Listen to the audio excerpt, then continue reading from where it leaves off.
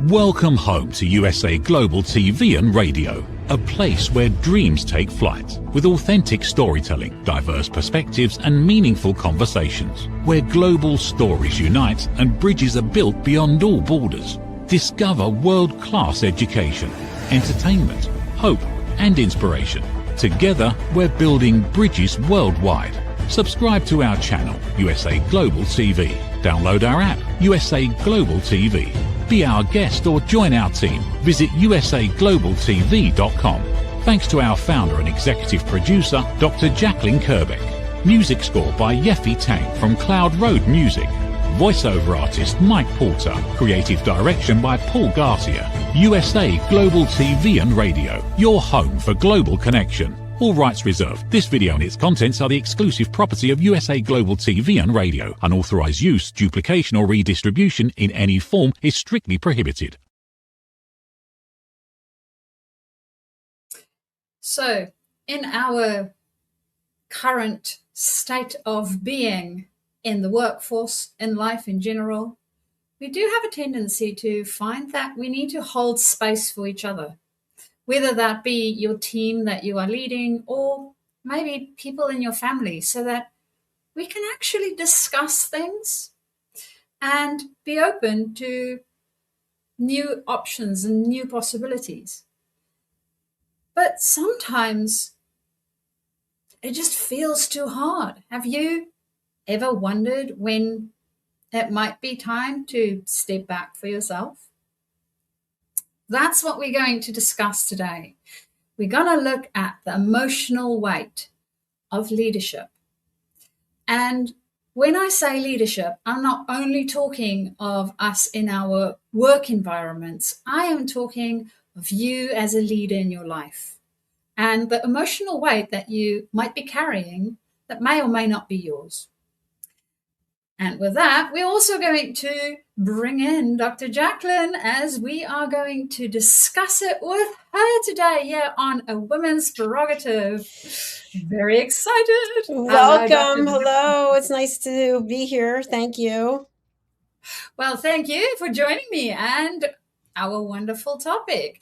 Before we jump into our topic, however, what is it that you bring into our wonderful space here on USA Global TV and Radio? I think I bring in all the experience that I have as an entrepreneur who knew nothing about being in media. And it's been a really fabulous 5 years. And you've been here since the beginning, even before the beginning. And it's just an amazing how people can come together virtually and create a global platform. Yeah, and you've built this one. So if you guys have joined us before or as you are joining us, this is part of Dr. Jacalyn's great creations. And I am sure, Dr. Jacalyn, with emotional weight in leadership, seeing as you are leading not only yourself but also the team, we are going to have a fascinating discussion today. So when you think about emotional weight, what comes up for you first? When I'm making decisions as the team leader, I'm always thinking about the team members and how people will benefit from the decisions that I make. And it's interesting because not everyone is always on board. And even though I do a lot of research and I check with my coaches and mentors, that doesn't mean that everyone is interested in moving in the direction that I basically move us forward in. And so I have to hold space for those people to be able to express themselves and feel like they're still part of the team, even if they're not seeing the big picture. And I am sure that those conversations might sometimes be a little bit tricky. It's very true because with everything that I've been teaching about listening, I need to let people say what they have to say without interrupting them, without trying to fix them, and then express to them that this is an opportunity where we're going. And I'd like them to come along for that ride. But many times, fewer than many, I should say, people are not on board. They're not getting in the boat, so to speak. So I still have to hold space for them because I respect everyone who's here and I want everyone to be happy with what they're doing. So when you think about where you started initially being in corporate and where you are now, and the type of emotional weight that you carried then and that you are carrying now, how are they different? I've never worked more or harder than I have in the last 5 years. And it's a joy, actually. It's a pleasure. But before, when I was in corporate, I had a lot of incredible benefits traveling across the world and five-star resorts and flying first class and meeting with executives and going out to fabulous meals. And of course, all that changes when you are on your own doing your own business. So I feel like before, at the end of the day, I could just move forward with my life and not really think that much about what was going on because I was part of a big company. But now I never can step away. It's always with me and planning for the future and planning an exit strategy if something were to happen to me and turning it over to other people to run it. I think about these things all the time. And then I'm also consistently looking at where is the media industry, where's the entertainment industry going, and how can we make sure that we are in alignment with where it's going. And because it's so different, I mean, being in corporate, as you mentioned, there's things that we need to do, and everything is not on our shoulders. Whereas now there's a difference in the responsibilities that you have and the way that you interact. And I'm wondering, from an emotional standpoint, or if we were to take an emotional lens to this, how does it feel different? Because you also mentioned that even though this is a lot of work currently, it is a lot of fun. So I'm wondering, how does the emotional piece of this puzzle work for you? There are times when I am so excited, but I have to temper it because I'm also about reaching goals. And once I reach a goal, I'm happy that I did, but I'm already on to the next thing. So I never get too emotional one way or another. I don't have any high highs or low lows. I'm pretty much in the middle. But I can say this, that working with so many people from different cultures in different parts of the world, and then of course I have my other business with coaching and private advisory, other people tend to get very emotional. And so I've had to learn, how can I be professional and not get emotionally involved? Because I did do that when I first became a coach, and I would start crying with my clients and get angry with my clients. And then I realized that I wasn't really serving any value. So I do keep my emotions in check. And what I typically do is I look for solutions. What is the solution that is needed? And if we don't keep our emotions in check, many times that is just an obstacle to keep us from moving forward and finding a solution. It sounds like a well regulated emotional state really serves you well, both in doing your work as well as holding space for others. And that brings me to the next thing that I'm wondering about, which is when we are in a well regulated state ourselves, and you said having those conversations where it might be a little bit more tricky with some people. How do you personally handle emotional tsunamis, shall we call them, from others that might be spilling over in what it is that you might be creating, or even just their opinion of potentially things that you might be doing or ways that you might be doing things?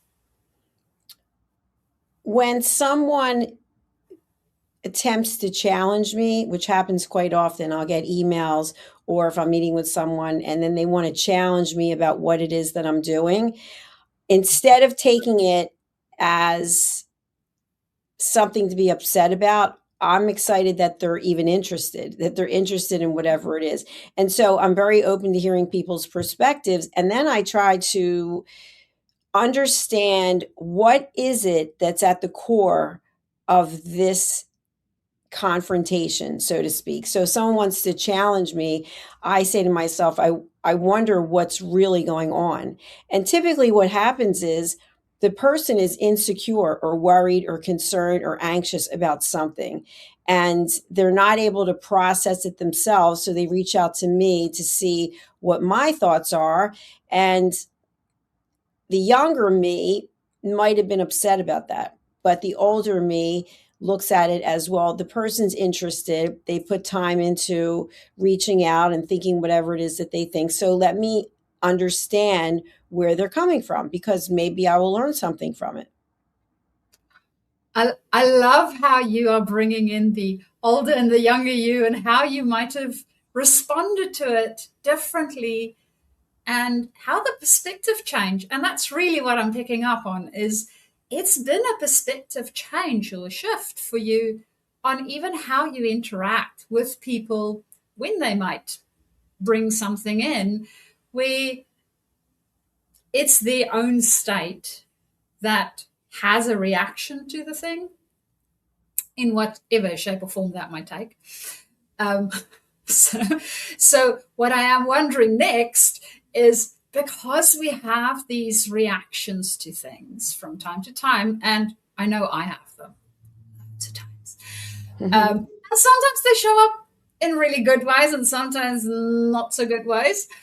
Have you ever had an experience where maybe things didn't go quite as you thought it might, and you needed to check yourself as you were holding space, right? Thinking, oh yeah, I've got this. And then something happened, didn't quite have it. And you needed to do something in order to step back into the holding space place, basically. So have you had something like that? And please tell us what you did in that middle piece. As a public figure, as you are, there are countless times people I don't know will reach out to me selling something, analyzing something, and telling me that something could be better, something could be different. And so one of these times, I was actually referred by a team member to work with this organization, and they were going to be focused on my books. So I've written, I think, 28 books that are published. And so they were going to get me into all of these bookstores. And it ended up, not only was that part of what I was paying them for, but they also did social media marketing. So they did a fairly good job with the social media marketing. And I learned a lot, because now I do social media marketing for other people and also for us. But at the same time, the other things I hired them for, they didn't do anything. They basically just took the money. And then when I confronted them with it, they disappeared. And I looked them up on Trustpilot, and they had I'd never even heard of that. Someone told me about it, but trustpilot.com, I think. And they had a really bad reputation, that they're known for running scams. And initially I was so angry and so upset, because I just had a feeling all along. The first thing that really was a red flag was when they said they don't have any of these typical ways that you can pay. So in the United States, you pay by PayPal or Zelle or Venmo or Cash App. They didn't have any of them. And I thought it was interesting that they didn't have PayPal, because that is pretty common, especially using it for accounting and invoicing purposes. And so it had to be a bank wire transfer, and they were in one state and the bank was across the country in a different state. And I just thought, something about this doesn't make sense. So I was very upset at myself, because the red flags were there, but I moved forward because they were referred in. And what I was going to do ultimately, to take legal action, I decided not to, because I thought that brings in a whole other element and it keeps it perpetuating. And now you're aligned with this company because you're going to take them to court. So I just decided to walk away from it. And when I did that, after giving it careful consideration, I put my emotions at bay and I said, okay, I'm not going to be upset about this anymore. I was definitely scammed. I definitely lost the money. And I'm upset with myself because I knew this didn't seem right. So that was an example. It was a considerable amount of money, and I'm sure they're still out there doing whatever it is they're doing. But I decided to nip it in the bud, so to speak, and then just say, okay, that's a sunk cost of doing business. And it sounds like there's also a portion of going back to almost center, where you saw the red flags, and because of some external input, people referring somebody or trusting somebody else that has a relationship with this group, we start to doubt ourselves in, is it a red flag? Did I really see that? Did I not see that? And then going back to, you know what? This was actually something that was showing up for me. And next time I will listen, hopefully. And I know for me, it doesn't always work, but hopefully a little bit sooner. So that makes me wonder about this holding space for others, as you know, in your team, having discussions and growing the group as we are growing at the moment. And then understanding when is the times when maybe we shouldn't do that and we should first hold space for ourselves and just center back. How do you know when it's time for you to sort of go, no, I need to center myself, I need to listen to myself and look at potentially the flags that's coming up or the thing that's going on, and then make a decision from there? When I find myself getting upset or irritated or annoyed, because I am sometimes, because I have so many people reaching out to me for things at the last minute where they want to give their input and they wait until the last minute. And then I'm like, why didn't you tell me this before? And so when I feel those things coming up, I say, I need to check myself, because obviously something's coming up for me. Why am I feeling this way? And so then I will take a time out. Typically on part of a Saturday, I'll just take a time out for me, for mental and physical self-care, so that I can start to process things. But I notice when my mood starts to change that there's something going on that I need to address. So those mood changes, and they are wonderful indicators. I so love and loathe mood changes from time to time, because sometimes I ignore mine just a little bit. And then to your point, they are good as flags for us to notice. And before we get into the next part of our conversation, we will take a short little commercial break and then be right back exploring our topic of emotional weight in leadership. Hey, you. Psst. Yes, you. Watching this right now.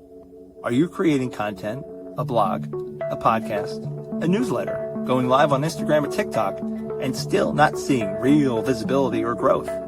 Here's why. Anyone can post, anyone can go live, but not everyone is positioned to be taken seriously. Right now, people are going to YouTube to search for experts, for answers, for credibility. So while you're putting in the work, someone else is being seen as the authority. Not because they know more, because they're positioned better. Now imagine this. Your own professionally produced TV show, marketed, distributed, optimized with SEO so people can actually find you. Not just seen, but searchable, discoverable, positioned. You're trained, you're coached, you're guided.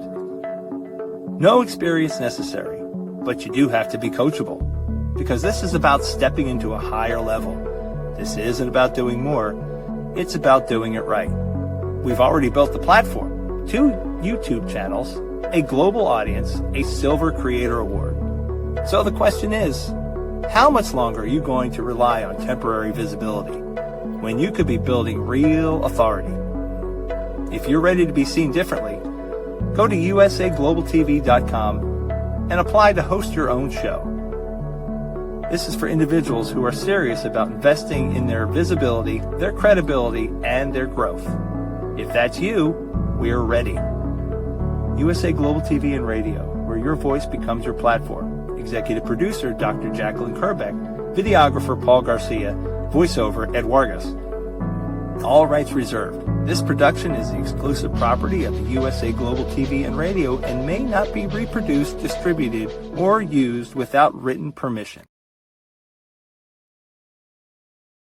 So we started off looking at emotional weight of leadership and looking at different ways that this might show up.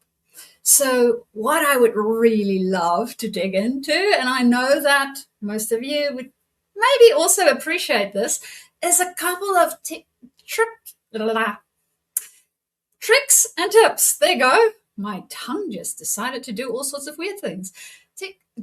Tricks and tips that we can use when we want to hold space for our team. So this might be individuals or the whole team, as well as understanding what we can do in those moments when we need to step back. Noticing, as Dr. Jacalyn mentioned earlier, when the emotion comes up and we might feel a little bit frustrated or irritated or whatever our flag is that we get.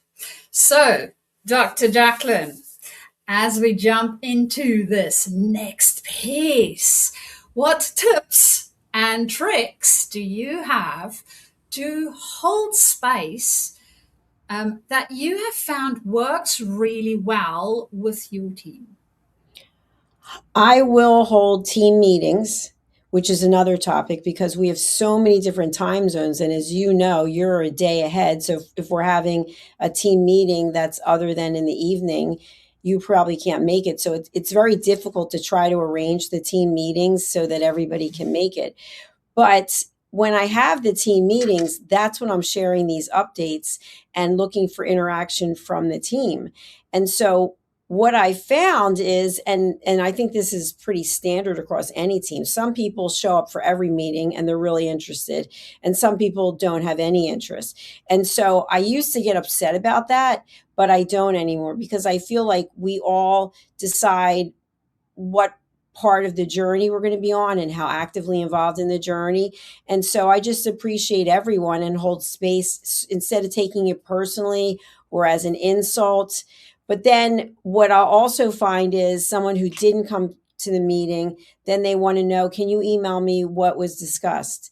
And that kind of sets me off a little bit because it's hard to just put everything in an hour and a half into one email and get the point across. But then at the same time, I say to myself, well, I'm not going to go down this path of getting upset. So what I've decided is now I just say, no, I'm not sharing any updates. You have to come to the meeting or there's no updates or you can schedule time to talk to me. Well, it sounds like being very clear about boundaries is really helpful within those meetings. And outside of them too, so that we know what we can and cannot expect within those spaces when we are creating space. When you think about having those one-on-one meetings, so say for instance, somebody missed their time together in the bigger meeting, or maybe they have extra questions or whatever the case might be, and you have those one-on-one conversations. What do you find works really well when you hold space in those types of conversations? Well, understanding the team member's perspective and how they are incorporating this visibility through USA Global TV and Radio or not into what they're doing professionally. So I always say to people, if you're not loving what you're doing, if you don't feel like you're growing, then we need to have a conversation. But it's important to understand what is the reason people are doing hosting of the shows. And as we continue, you've been here 5 years, and hopefully you'll be here till the cows come home. You're younger than I am, so you can be here longer than me. But you hope that you create a space where people want to keep coming back because they keep growing. And if that's not the case, then it's time for a conversation. So I hold that space open. And so I think that's one of the things, is not getting your own opinion in the way of listening to what other people, what their needs are, and how you can assist them in meeting and exceeding those needs. And it sounds like, because I know that you have a few books actually, depending on your age range, on listening, and you're really employing those listening skills within the meetings that you have and conversations that you have, plus perspective taking within that as well. And as we are creating these spaces, because I know sometimes, for me in any case, I might not be in the mental space to necessarily be able to hold space properly. So depending on what's going on for me, I might be a little bit stressed about something, or I might have a lot going on, and then it might not be the greatest time to have a conversation. So Dr. Jacalyn, for you, when you notice for yourself that something's happening internally or externally in your world, where you need to create a little bit of breathing space for yourself before entering into holding space for others, what typically do you find works well for you to create that space for yourself? My father used to say, and I've shared this before, but he used to say, people call you when it's convenient for them. And so I have people texting me, messaging me, WhatsApping me, Facebook, you name it. People are reaching out because those are the ways that are convenient. I might get a text message from someone on a Sunday at, some time. And the other day I had a WhatsApp phone call at 6:12 in the morning. So what I do is, with my phone, and I didn't do this until last year, is right now I'm on Do Not Disturb. So the phone, I will not get any messages. The phone will not ring until tomorrow morning at 8:00 in the morning. And I typically get up at 5:30 or 6. But this way, if I want to check and see if there's messages, I can, but I'm not getting besieged with messages, because again, we are a global platform and people are sending messages when it's convenient for them. So the other thing is, and I've made this a point, I do not answer the phone. If someone calls me and I don't know they're calling and it hasn't been scheduled, I don't answer the phone, because I don't know what it's about, and I'm typically working. And so I have to say to myself, do I want to interrupt what I'm doing to take a phone call that I have no idea what it's about or how long it's going to take? So I will always say to people, they can leave a message, but message me in some way to say that you need to talk to me, and set a boundary. How much time do you need? And I know some people are offended by this, because I've been told, well, why do I have to schedule time? Because I want to give you my full attention, and I can't do it when I'm in the middle of doing something else. If you think about how many times we're doing something and then someone comes up and asks us a question, or they want to talk to us about something, and we're not paying attention, and the other person knows it, they feel it, but yet we feel like, well, at least I'm acting like I'm listening, and I'm actually not. So that's what I do. I set a boundary with my phone, with my email, and then when I'm going to get back to people. So I might not get back to someone. And by the way, I don't expect people to get back to me right away either, unless I put some kind of disclaimer on there. I need to hear back from you. And then, Mariska, I'd love to turn this over to you, because just today I was reading something about how the most successful people will answer a text message or an email immediately. And I saw something previously, I think it was a few months ago, that successful people don't answer right away. So I don't know what the what the truth is, but what do you do when someone reaches out to you? Do you get back right away? Well, personally, I take your approach. So for me, boundary setting, and that's really what you spoke about, is that boundary setting around time boundaries, right? So for me personally, yes, I agree with your dad. I know he is off into a different place, but that's great wisdom.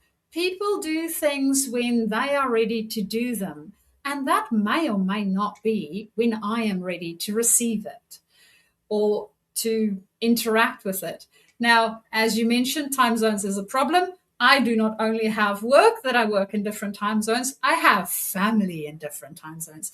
Try and explain to your very elderly parents what times are convenient for them to message you and help them remember that. That's a tough one.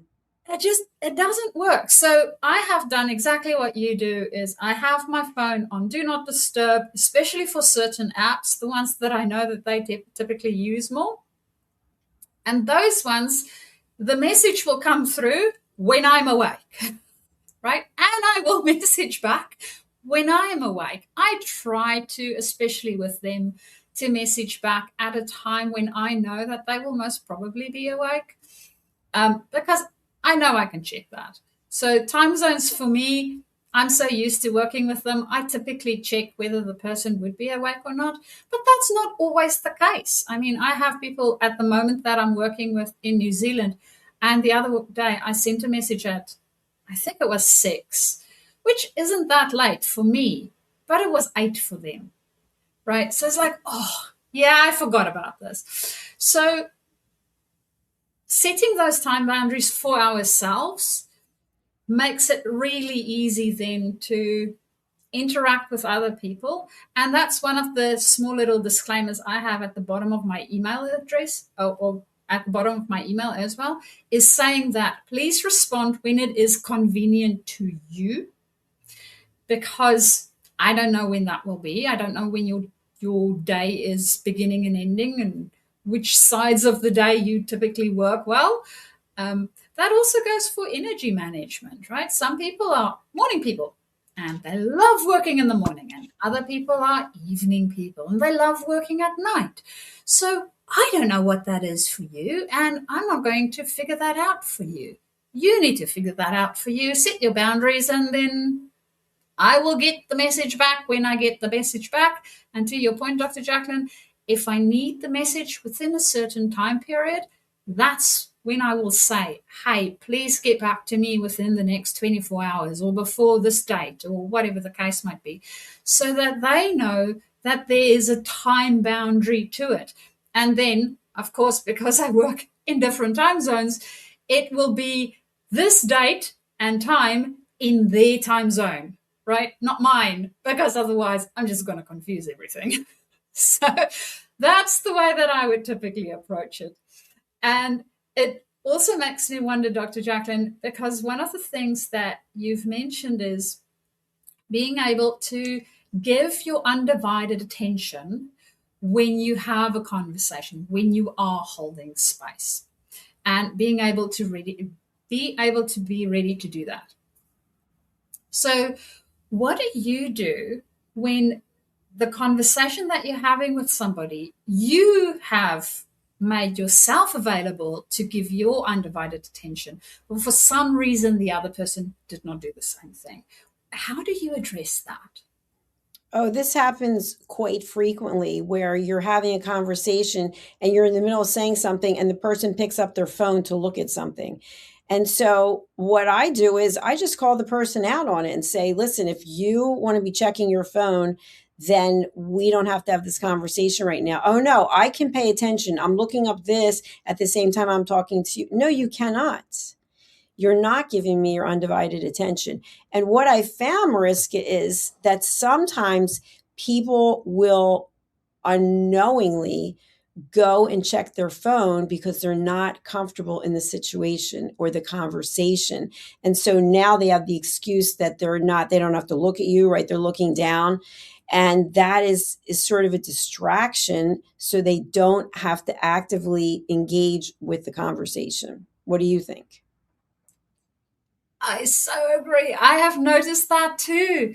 And it's so interesting how, depending on the different emotional awarenesses that we have, right? We spoke about before the break being emotionally regulated.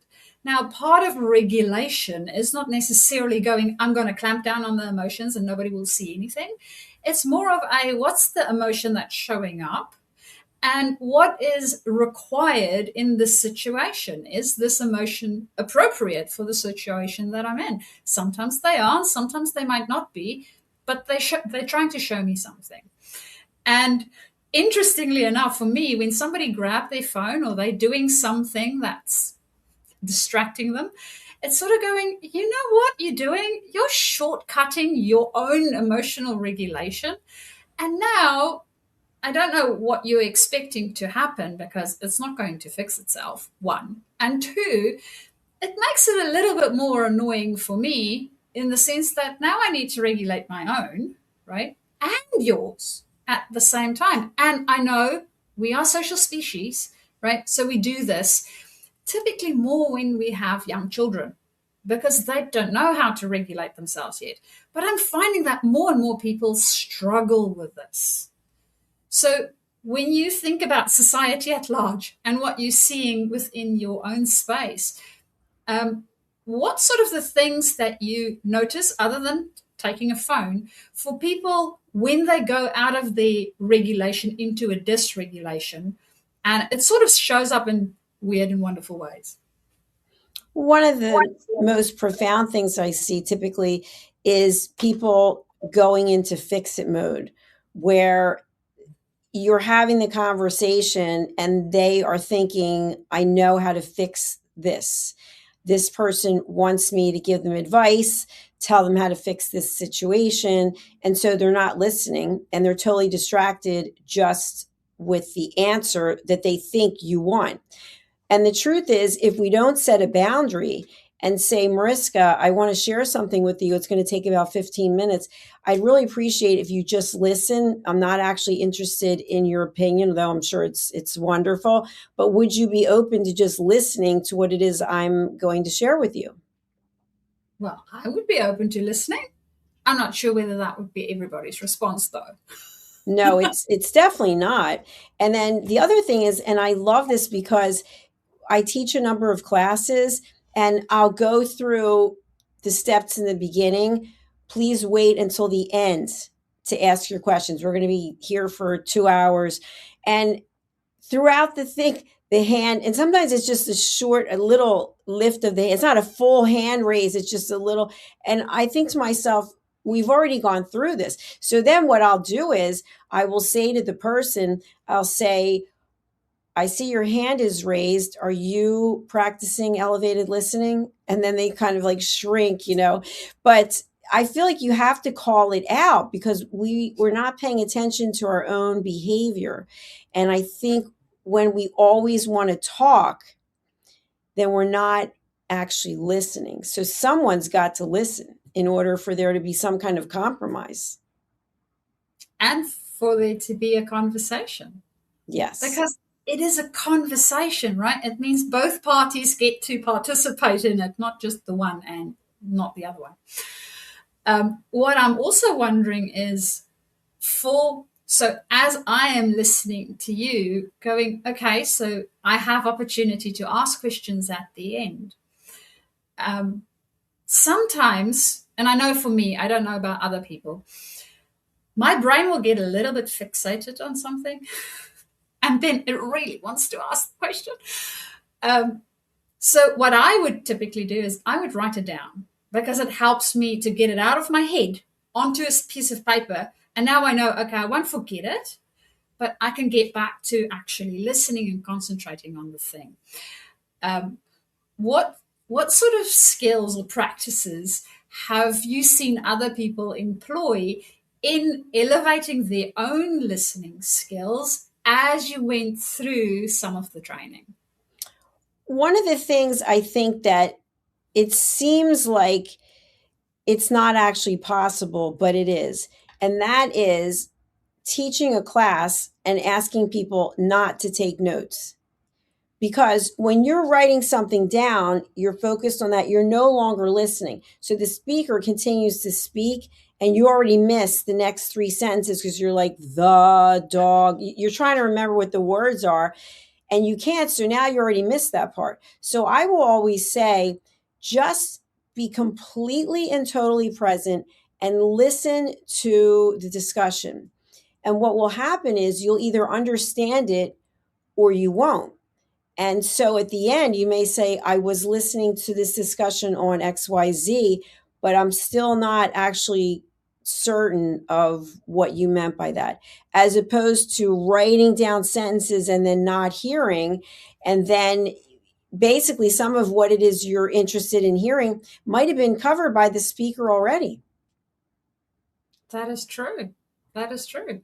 I remember doing that when I was in school.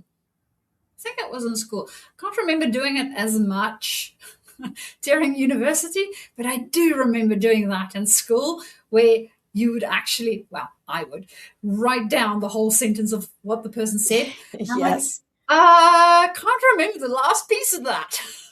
And then So you true. already missed a whole bunch of the rest of what the person mentioned. And as much as I love our conversation, we are also getting towards the end of our little episode today. So, Dr. Jacalyn, before we leave our participants, because yes, I know you are listeners and watchers, but you are also participants. Come on. We like participation. So, before we leave them, how might people be able to contact you and what might be some of the things that they would contact you for? Thank you very much. I'm going to share our website, which is usaglobaltv.com. And there's a lot of good information here. You can go to book your session, and then you can scroll down and you can actually go ahead and book an interview. You can use this, book your interview, or you can scroll down. You can also book a coaching session. Many times we have people who are not well versed in how to do a TV show. And so we offer that as well. We also help offer repurposing of your content. And then you can also apply to host your own TV show. So it's all here on usaglobaltv.com/book your session.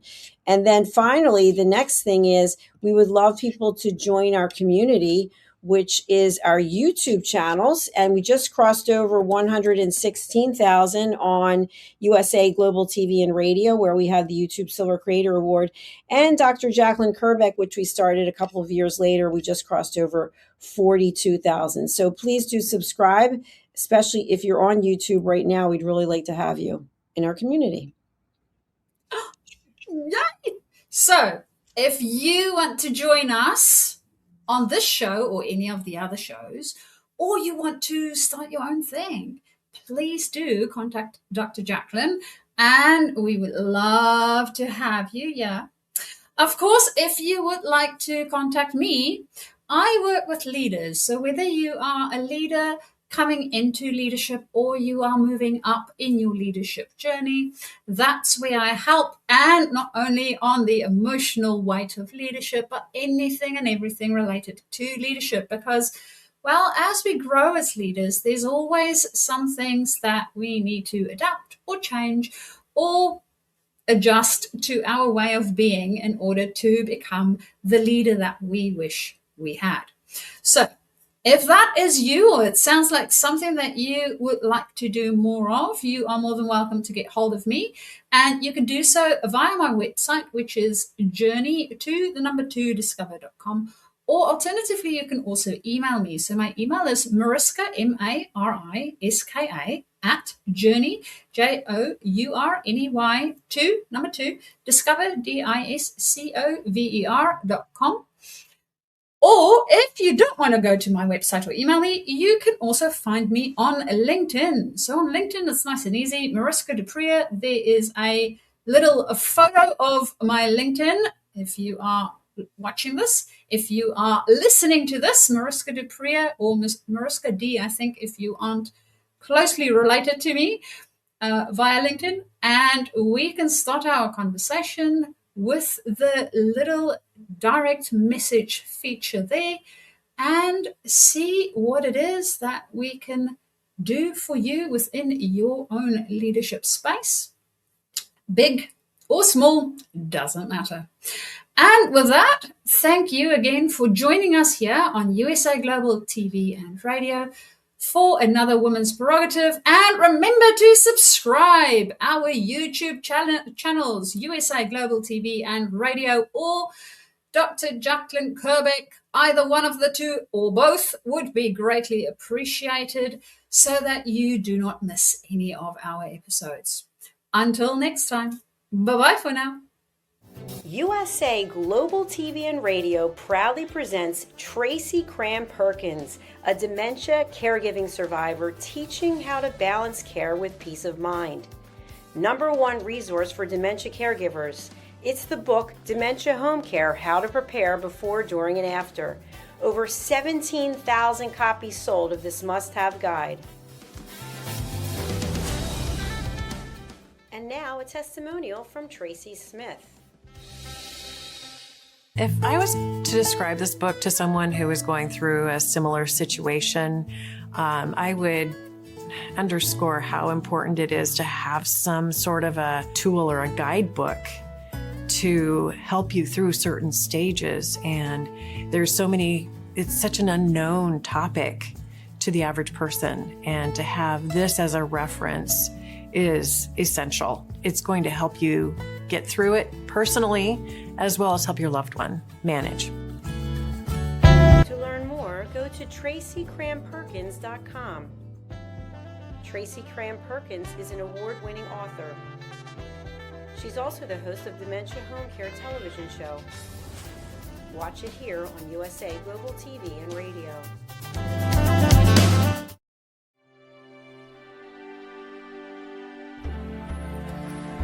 Every day, we wake up knowing what we should do. We know we should take better care of ourselves. We know we should have the difficult conversation. We know we should stop making excuses. We know we should invest in our future. We also know we should take the first step. So why don't we? It's not because we aren't smart enough. It's not because we don't have enough information. And it's certainly not because we don't care. We live in a world overflowing with knowledge. Books, podcasts, videos, courses, experts, even artificial intelligence. We have more access to information than any generation before us. Yet so many of us are still waiting for the right time, waiting to feel ready, waiting until tomorrow. But tomorrow becomes next week becomes next year, and before you know it, another opportunity has passed us by. The truth is, knowing has never been the finish line. It's only the starting line. Our lives don't change because we know more. Our businesses don't grow because we know more. Our relationships don't improve because we know more. And our health doesn't transform because we know more. Everything changes when we act. When we choose courage over comfort, progress over perfection, action over intention. The question isn't, what else do we need to know? The question is, what are we going to do with what we already know? Stop. Why Knowing Isn't Enough by Dr. Jacalyn Kerbeck. Because knowing opens the door. Action changes your life. Available September 2026.